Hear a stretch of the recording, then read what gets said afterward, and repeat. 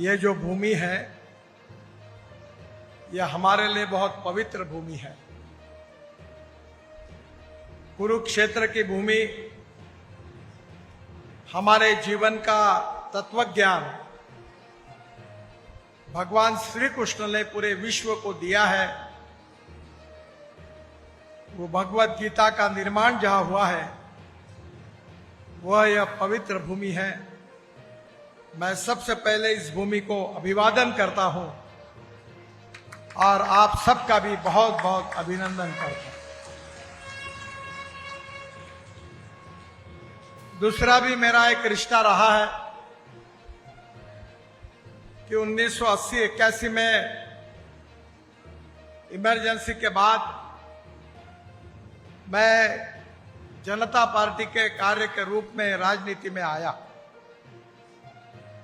और उसके बाद में भारतीय जनता पार्टी का निर्माण हुआ और भारतीय जनता पार्टी का निर्माण हुआ उसी समय मेरी शादी हुई और पहले 3 महीने में मुझे पार्टी ने जिम्मेदारी दी और मैं कुरुक्षेत्र जिले में एक रादौर के पास बबेन करके गांव है, उसमें मैं करीब महीना भर वहां मैं विधानसभा के प्रचार के लिए वहां रहा। उस समय मनचंदा साहब जी संघ चालक थे तो उनके यहां भी मैं काफी बार आया था और मुझे याद है रतनलाल कटारिया जी का पहला चुनाव था। पहली बार मैं सहारनपुर जाकर 40 गाड़ियों को लेकर आया था। उस समय चौधरी देवीलाल जी और डॉक्टर मंगल सेन इन दोनों के नेतृत्व में चुनाव हुआ था और चुनाव हम जीते थे। वो मेरे जीवन का एक पहला राजनीतिक अनुभव है और इसलिए स्वाभाविक रूप से इस भूमि से मेरा लगाव भी है।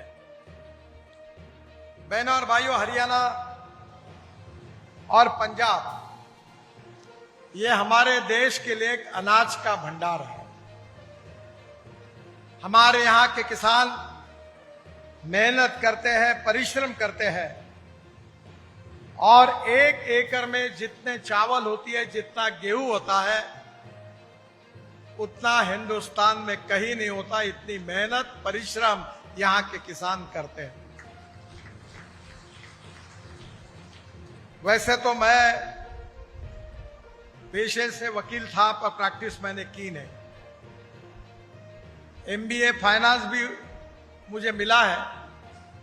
मेरी इच्छा इंजीनियर बनने की थी पर मैं इमरजेंसी के खिलाफ जब मैंने अपने पूरे उस साल को इमरजेंसी विरोधी अभियान में अपने को जुटा लिया तो मुझे 11वीं में परसेंटेज कम मिला और 50% से कम मार्क होने के कारण मैं इंजीनियरिंग कॉलेज के एडमिशन को नहीं जा सका। पर आपके आशीर्वाद से मैं जिस विभाग के काम कर रहा हूं उसके 7 वर्ल्ड रिकॉर्ड हुए हैं और मुझे 9 डिलीट्स डॉक्टरेट्स मुझे अभी तक मिली है और उसमें से 5 डॉक्टरेट मेरी एग्रीकल्चर साइंस में यानी कृषि विज्ञान में है। आज मैं जब ऊपर से देख रहा था तो काफी जगह पराली जल रही थी। मैं आपसे अनुरोध करूंगा कि पराली को मत जलाइए। अब नई टेक्नोलॉजी आई है। हमारे देश में करीब 400 प्लांट प्रोसेस में है। 60 प्लांट शुरू हुए पंजाब, हरियाणा, पश्चिमी उत्तर प्रदेश, कर्नाटक, महाराष्ट्र, जिसमें पराली से बायो CNG और बायो LNG तैयार होकर अब उसमें से स्कूटर, कार, ट्रक और बसेस भी चलने की शुरुआत हुई है। मैं ट्रांसपोर्ट मंत्री हूं। आपने शायद पढ़ा होगा कि पूना में बजाज की CNG पर चलने वाली मोटरसाइकिल मैंने लॉन्च की।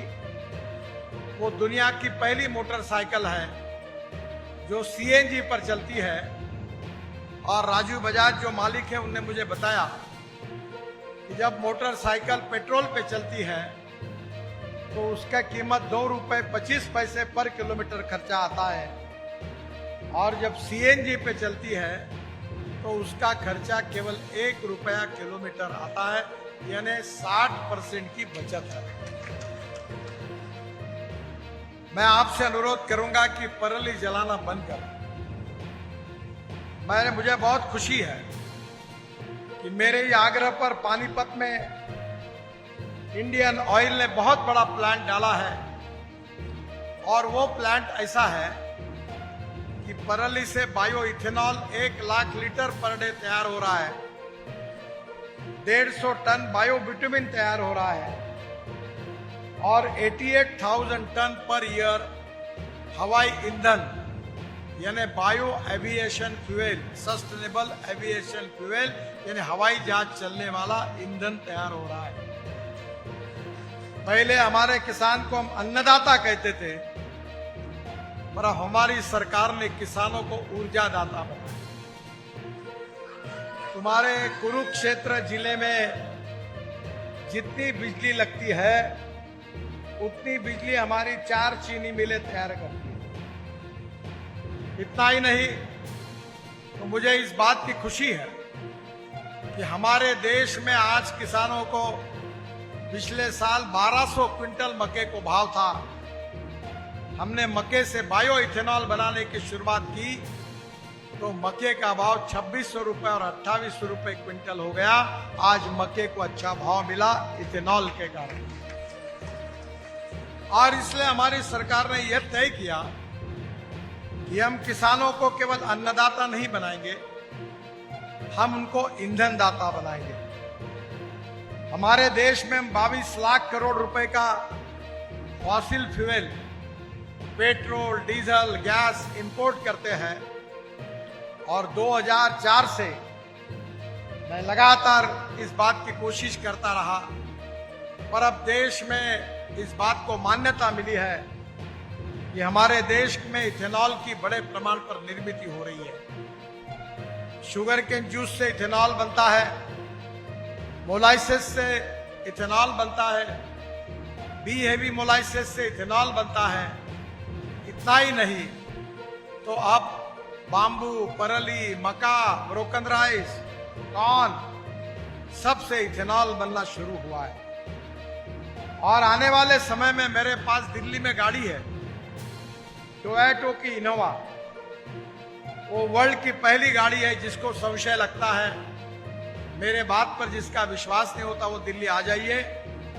मेरे घर पर एक गाड़ी है जो किसानों ने तैयार किए हुए 100% इथेनॉल पर चलती है, और उस गाड़ी में 60% बिजली तैयार होती है। फ्लेक्स इंजन हाइब्रिड इथेनॉल उसको कहा जाता है। यूरो 6 के इमिशन नॉर्म्स पूरे करने वाली वर्ल्ड की पहली गाड़ी है, और पेट्रोल की तुलना में अगर एवरेज की तुलना की तो पेट्रोल का रेट 25 रुपए लीटर आता है। इतना फायदा है और प्रदूषण 0 है। बहनों और भाइयों, अब टाटा, सुजुकी और टोयोटा, मैं जब इस विभाग का मंत्री हूं तो मेरे बात को अधिकृत रूप से लीजिए। अब तीनों भी इथेनॉल पर चलने वाली फ्लेक्स इंजन की कार मार्केट में ला रहे हैं, और इंडियन ऑयल ने देश में फर्स्ट फेज में 400 इथेनॉल के पंपों की शुरुआत कर दी है। इससे किसान समृद्ध होगा, संपन्न होगा, हरियाणा और पंजाब का विकास होगा। जो पराली आप जलाते हैं, आज उसका भाव 2000 रुपए से 2500 रुपए टन तक हुआ है। मेरा आपसे अनुरोध है कि आने वाले समय में हमें अगर गांव को स्मार्ट गांव बनाने हैं और गांव गरीब मजदूर किसान का कल्याण करना है, तो diversification of agriculture towards energy and power sector हमारे देश की जरूरत है। प्रधानमंत्री जी ने हमारे यहां G20 देशों में बायोफ्यूल की अलायंस की है। अब दुनिया में हवाई जहाज भी हमारे बायो एविएशन फ्यूल पर चलेंगे, प्रदूषण खत्म होगा और गांव समृद्ध संपन्न होंगे और जवान लोगों के हाथों को काम मिलेगा। यही सपना लेकर हम काम कर रहे हैं।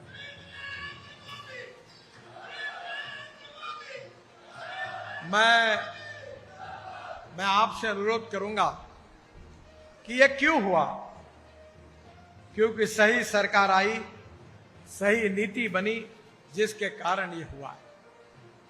मैं मजाक में कभी कभी कहता हूं कि असली जाट तो मैं हूं।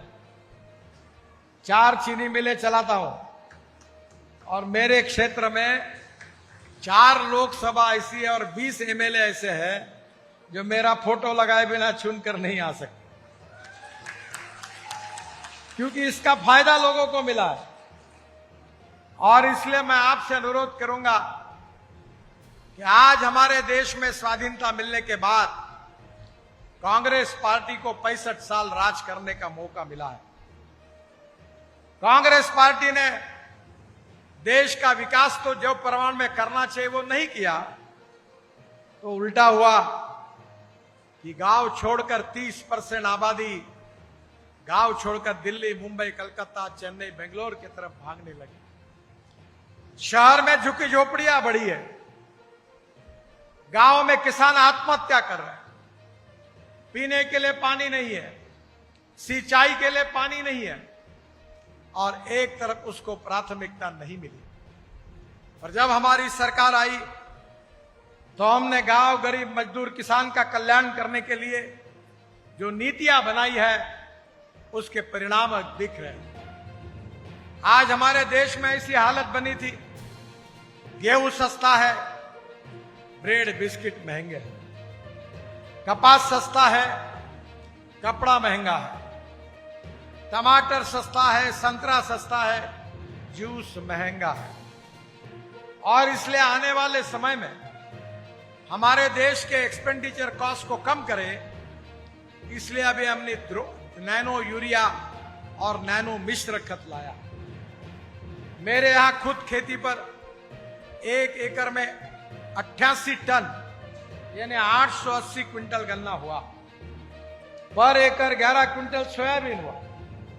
इसका कारण यह था कि हम जब यूरिया और मिश्र खत हमारे क्रॉप को देते तो फेंक देते खाद को, 75% वेस्ट होता है, 25% प्लांट को जाता है। और इसलिए जब ड्रोन से हम स्प्रेइंग करते हैं तो 75% प्लांट को जाता है और 25% वेस्ट होता है। जहां 1 एकड़ में 4 बोरे यूरिया, 4 बोरे मिश्र खत लगते हैं, वहां 2 नैनो यूरिया की बोतल और 2 मिश्र खत की बोतल में काम हो रहा है। और मेरे क्षेत्र में 25,000 एकड़ में हमने ड्रोन से स्प्रेइंग किया और किसानों का खर्चा कम किया। आदरणीय मोदी जी ने तो बड़े प्रमाण पर महिला बचत गटों को भी ड्रोन दिया। अब दुनिया बदल रही है।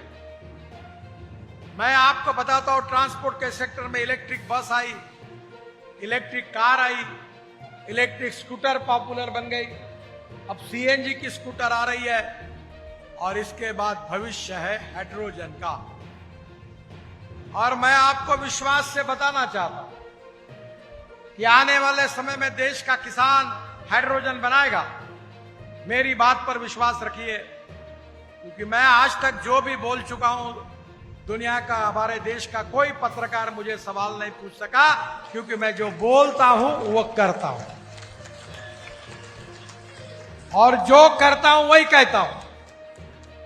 और मैं आपको बताने वाला हूं कि मैं अब इलेक्ट्रिक हाईवे बना रहा हूं, दिल्ली से चंडीगढ़, दिल्ली से जयपुर, केबल डालने वाला था, और अभी तो मैंने नई टेक्नोलॉजी लाई है कि 18 मीटर और 24 मीटर की बड़ी बस होगी।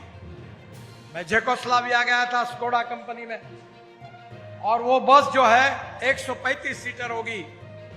टाटा का मैंने स्कोडा से जॉइंट वेंचर करा के दिया, और सीमेंस कंपनी और हिटाची ने चार्जर बनाया है।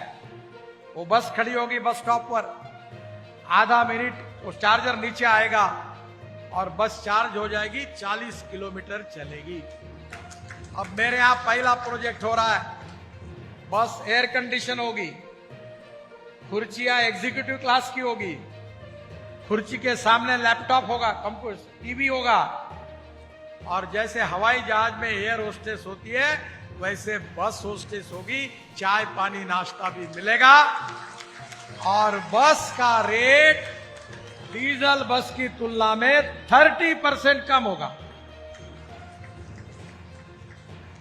आप चिंता मत करिए, अब रोड तो इतने अच्छे बन रहे हैं कि अगले जनवरी में दिल्ली से देहरादून हवाई जहाज बंद हो जाएगा, दिल्ली से चंडीगढ़ हवाई जहाज कम हो जाएगा, दिल्ली से चंडीगढ़ 2.5 घंटे में, दिल्ली से देहरादून 2 घंटे में, दिल्ली से अमृतसर 4 घंटे में, दिल्ली से जयपुर 2 घंटे में, दिल्ली से कटरा 6 घंटे में, दिल्ली से श्रीनगर 8 घंटे में, बेंगलोर से चेन्नई में 2 घंटे में, और मैसूर से बेंगलोर में 1 घंटे में, और अब मेरठ से दिल्ली 4.5 घंटे लगते थे, अब 45 मिनट में हुआ।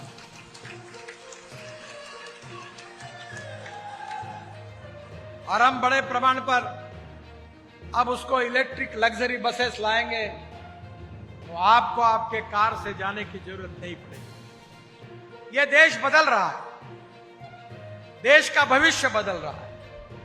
हम दुनिया की तीसरी आर्थिक महाशक्ति बनना चाहते हैं, $5 ट्रिलियन की इकोनॉमी बनना चाहते हैं, हम आत्मनिर्भर भारत बनना चाहते हैं, हम स्मार्ट शहरों को नहीं, स्मार्ट गांवों को, देहातों को भी विकसित करना चाहते हैं। हर गांव में पीने के लिए पानी होगा 24 घंटे, हर गांव में बिजली होगी, अच्छी स्कूल होगी, अच्छा कॉलेज होगा, युवाओं के हाथों को काम होगा। यही हिंदुस्तान का सपना हम देख रहे हैं। पंडित दीनदयाल उपाध्याय जी ने अपने सामाजिक आर्थिक चिंतन में, जो अंत्योदय के विचार में प्रसिद्ध है, उसमें कहा है कि हमारे समाज के जो दलित है, पीड़ित है, शोषित है, जो पिछड़े हुए हैं, सामाजिक आर्थिक शैक्षणिक दृष्टि से पिछड़े हुए हैं, जिनके पास रहने के लिए मकान नहीं है, खाने के लिए रोटी नहीं है, शरीर पर कपड़ा नहीं है, उस दरिद्र नारायण को हम भगवान मानेंगे और उसकी निरंतर सेवा करते रहेंगे। यही पंडित दीनदयाल उपाध्याय जी का सामाजिक आर्थिक चिंतन, अंत्योदय हमारा उद्देश्य है। मैं विश्वास रखता हूं कि राष्ट्रवाद हमारा आत्मा है, राष्ट्र सर्वोपरि है। हरियाणा वीरों की भूमि है कि जहां शूर जवानों ने इस देश की रक्षा करने के लिए अपनी जान को न्यौछावर कर दिया, वो इतिहास की भूमि हरियाणा और पंजाब। और मैं ये मानता हूं कि हमारे राष्ट्रवाद के विचार के आधार पर हम विस्तारवादी नहीं है, अधिकारवादी नहीं है। हम किसी देश की भूमि को आक्रमित करना नहीं चाहते। पर एक बात मुझे याद है जो महाभारत के संबंध में है। महाभारत में भगवान श्री कृष्ण, अर्जुन, युधिष्ठिर, द्रोणाचार्य, कृपाचार्य, अनेक प्रकार के कैरेक्टर, विशेषतापूर्ण उसका अध्ययन आप सबने किया है। एक कर्ण का भी कैरेक्टर, और कर्ण के जी के जीवनी पर शिवाजी सावंत करके बहुत प्रख्यात साहित्यिक है, उन्होंने किताब लिखी है जिसका नाम है मृत्युंजय। करीब 16 भाषाओं में उसका अनुवाद हुआ, बहुत सुंदर किताब। उसमें शिवाजी सावंत जी ने एक अच्छी बात कही है, और महाभारत का उल्लेख करते हुए उन्होंने कहा है कि भगवान श्री कृष्ण ने कहा था कि मैं जब जब भी अवतार लेता हूं तो मैं दुर्जनों से सज्जनों का रक्षण करने के लिए जाऊं। मैं सज्जनों की रक्षा करने के लिए आया। यदा यदा ही धर्मस्य ग्लानिर्भवति भारत अद्भुतानम धर्मस्य तदात्मानम सुजामा। पर ये जो सज्जनों की रक्षा करनी है, ये तभी संभव होगा कि जो व्यक्ति सामर्थ्यशाली है वही शांति और अहिंसा प्रस्थापित कर सकता है। दुर्बल व्यक्ति ने शांति और अहिंसा पर कितने भी बातें की तो कोई सुनता नहीं। हमारे भाषा में हम बोलते हैं ना कि लातों के भूत बातों से नहीं मानते।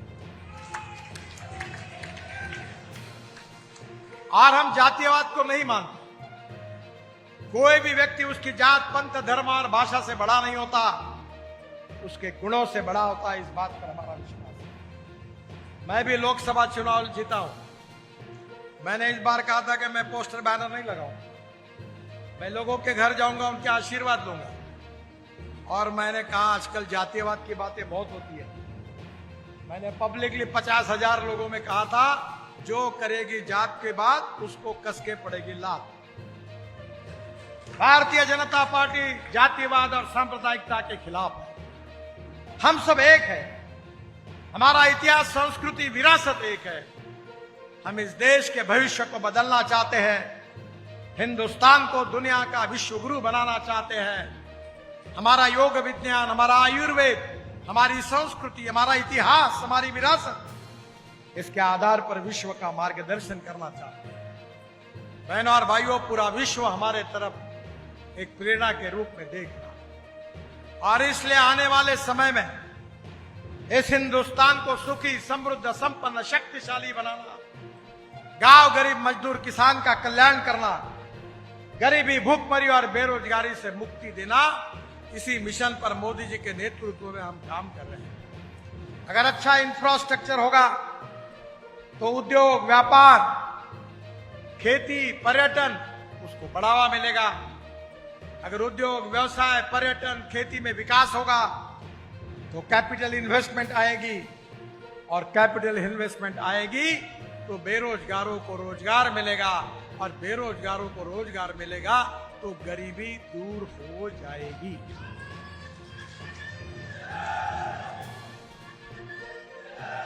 कांग्रेस ने भी गरीबी हटाओ का नारा दिया।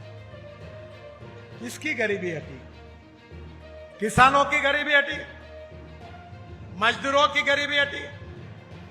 हाँ, एक बात मान्य करना होगा कि गरीबी हटी। गरीबी केवल कांग्रेस पार्टी के चेले चपाटों और चमचों की गरीबी हटी। वो मालो माल बने, ना जात पर न बात पर, इंदिरा की बात पर मुहर लगेगी, हाथ पर लगाओ, एक पांव डटाओ, गरीबी हटाओ, हो गया विकास। कुछ नहीं हुआ। हम देश के भविष्य को बदलना चाहते हैं, और इसलिए हमने देश को भविष्य को बदलने की विजन तैयार की है, एक विचार, एक दृष्टि तय की है। और आज मैं, मेरे डिपार्टमेंट के बारे में मुझे बोलने की कोई आवश्यकता ही नहीं। रोज देखते हो, मैं 2 लाख करोड़ रुपए के काम 24 समाप्त होने तक हरियाणा में शुरू होंगे। कुछ काम पूरे होंगे और कुछ काम की तैयारी होगी। हरियाणा बदल रहा, और मुझे मालूम है, जब मैं रादौर से, अभी मालूम नहीं मुझे कहा हो गया, बबेन से रादौर आता था, तो बबेन से पहले शाहबाद जाता था, और रादौर से फिर कुरुक्षेत्र आता था। ऐसा ही रोड था ना? तो मुझे मालूम है कि कुरुक्षेत्र के लिए रिंग रोड की आवश्यकता है।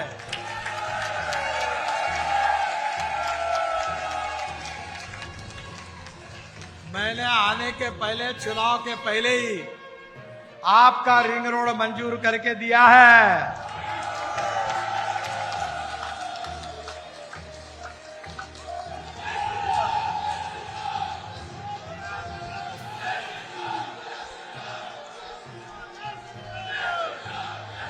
जल्दी उसका डीपीआर फाइनल करके लैंड एक्विजिशन के कार्य की शुरुआत होगी, ऐसा मैं आप सबको विश्वास देता हूं।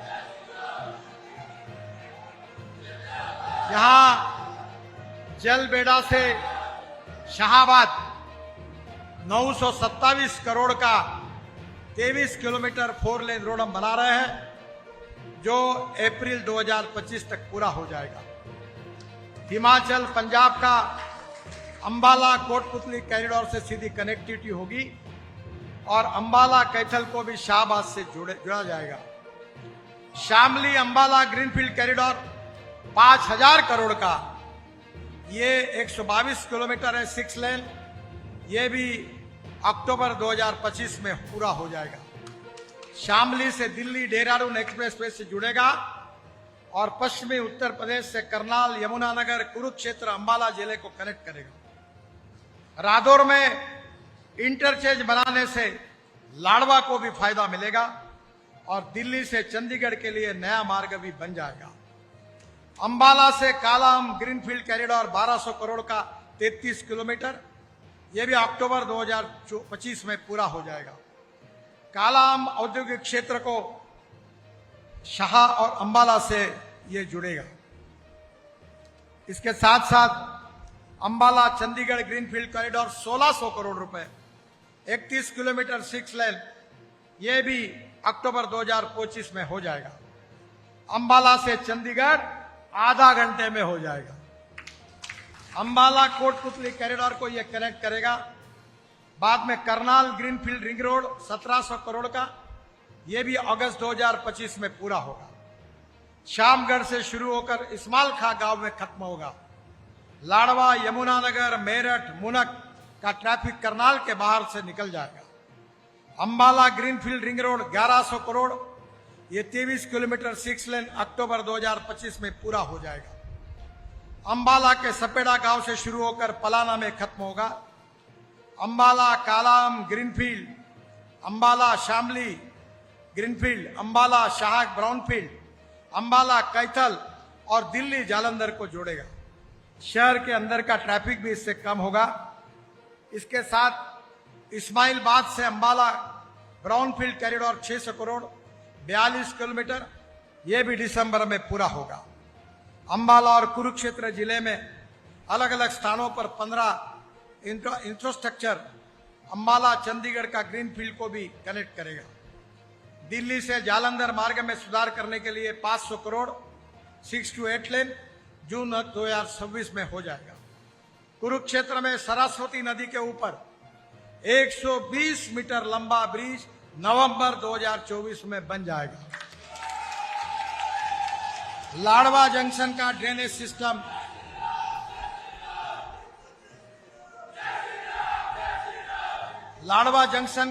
सिस्टम नवंबर 2024 तक बन जाएगा। दादपुर नलवी कैनाल में 70 मीटर का ब्रिज जून 2025 तक बन जाएगा। पानीपत से जलंधर के बीच 218 ब्लैक स्पॉट है जिस पर एक्सीडेंट होते हैं, उसका सुधार कार्य शुरू हो जाएगा। और इसके साथ साथ हम नए एक्सप्रेस हाईवे बना रहे हैं। ये नए एक्सप्रेस हाईवे में हरियाणा में 50,000 करोड़ की लागत से हम लोग ग्रीनफील्ड एक्सप्रेस हाईवे बना रहे हैं। दिल्ली मुंबई एक्सप्रेस हाईवे लगभग बन गया है। 1 लाख करोड़ का 1380 किलोमीटर। अब आपके यहां से तुरंत निकलकर 14 घंटे में आप मुंबई पहुंच जाओगे। हरियाणा में विशेष रूप से जसोरे खेड़ी से रोहतक पानीपत मार्ग पर रूखी पानी, जींद, पानीपत मार्ग में गनगाना और अलेगा गांव, अंबाला कैथल हिसार मार्ग पर खड़क पांडवा गांव, पटियाला समाना पत्रन मार्ग पर दगदा गांव से गुजरेगा। दिल्ली कटरा एक्सप्रेस हाईवे 50,000 करोड़ का। कल मैं कश्मीर में था, जम्मू में था, मैं हेलीकॉप्टर से देख रहा था, अभूतपूर्व बना हुआ। दिल्ली से अमृतसर हरियाणा के पिछड़े हुए क्षेत्र से ये निकल रहा है जींद की तरफ से। दिल्ली से अमृतसर 4 घंटे में, कटरा 6 घंटे में, श्रीनगर 8 घंटे में और श्रीनगर से डायरेक्ट आप वहां से हमारे जोजिला टनल जो है, जो आशिया की सबसे बड़ी है, उसके पहले झेड़मो टनल का उद्घाटन अब चुनाव के बाद प्रधानमंत्री करेंगे और वहां से जोजिला से डायरेक्ट लद्दाख ले होकर आप मनाली तक जाएंगे। और मनाली में रोहतांग पास जाने के लिए 3.5 घंटे लगते थे, अब 8 मिनट में लोग जा रहे हैं क्योंकि वहां अटल टनल बनी है। यानी मनाली से लेकर दिल्ली मुंबई हाईवे से जुड़कर सूरत तक, सूरत से नासिक, नासिक से अहमदनगर, अहमदनगर से सोलापुर, सोलापुर से कर्नूल और कर्नूल से कन्याकुमारी, चेन्नई, बेंगलोर, मैंगलोर, हैदराबाद, कोचीन, त्रिवेंद्रम। दिल्ली से चेन्नई का डिस्टेंस 320 किलोमीटर कम हो जाएगा पूरा कश्मीर से कन्याकुमारी तक एक्सप्रेस हाईवे बन जाएगा।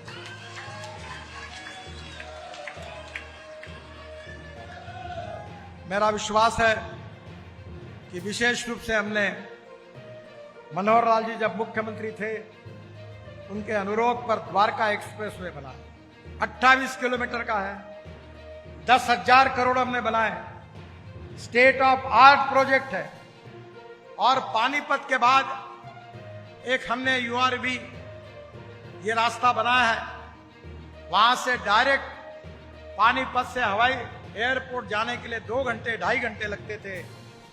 अब पानीपत के बाद आप राइट हैंड पलट जाओगे और हमारे हाईवे से द्वारका एक्सप्रेस हाईवे आओगे, वहां से शिव मूर्ति के पास हमने टनल बनाई है, डायरेक्ट T3 पर जाएगी, तो पानीपत से आधा घंटे के अंदर आप एयरपोर्ट चले जाओगे। ये वचन मैं आपको देता हूं, आधा घंटे में। अंबाला शामली ग्रीनफील्ड एक्सप्रेसवे 5,000 करोड़ का, Ambala Chandigarh expressway, Ambala Kotputli corridor, eastern peripheral corridor. और इतना ही नहीं, तो मुझे खुशी है कि बहुत तेजी से हरियाणा बदल रहा है। मैं आपको यह भी बताना चाहूंगा कि हरियाणा में आने वाले समय के लिए मैं कुछ प्रोजेक्ट की घोषणा कर रहा। मंडी डबवाली से पानीपत तक ग्रीनफील्ड कॉरिडोर 13,600 करोड़, उसका डीपीआर चल रहा है, इसको मैं मंजूर किया है। लज्जर चरखी दादरी मार्ग निर्माण 2300 करोड़, इसको भी मैं मंजूर कर रहा हूं, ऑलरेडी मंजूर किया। उचाना जींद सचखेड़ा सरसों मुकलाल में बाईपास 1800 करोड़, यह भी मंजूर किया है। हिसार का बाईपास, हासी से बड़वाला का मार्ग, जगदारी से पुंटा साहब। हरियाणा में हम 2 जगह सोना में, अंबाला में बड़े बड़े लॉजिस्टिक पार्क बना रहे हैं। इतना ही नहीं, तो हरियाणा में नारनौल की डोसी पहाड़ी पर ऋषि चौवन की तपस्या स्थली पर 47 करोड़ की रोपवे बना रहे हैं, जिसका काम दिसंबर के पहले शुरू हो जाएगा। और सबसे महत्वपूर्ण बात अगर कोई होगी तो मैं वाटर रिसोर्सेस मंत्री था। पंजाब हरियाणा आपस में क्यों लड़ते मेरे समझ में नहीं आता। भारत जब स्वतंत्र हुआ, पाकिस्तान और भारत निर्माण हुआ, तो 3 नदियां भारत को मिली, 3 नदियां पाकिस्तान को मिली। हमारे नदियों का पानी, हमारे अधिकार का पानी पाकिस्तान जा रहा है। मैंने योजना बनाई कि वो पानी हरियाणा, पंजाब और राजस्थान तक पहुंचा।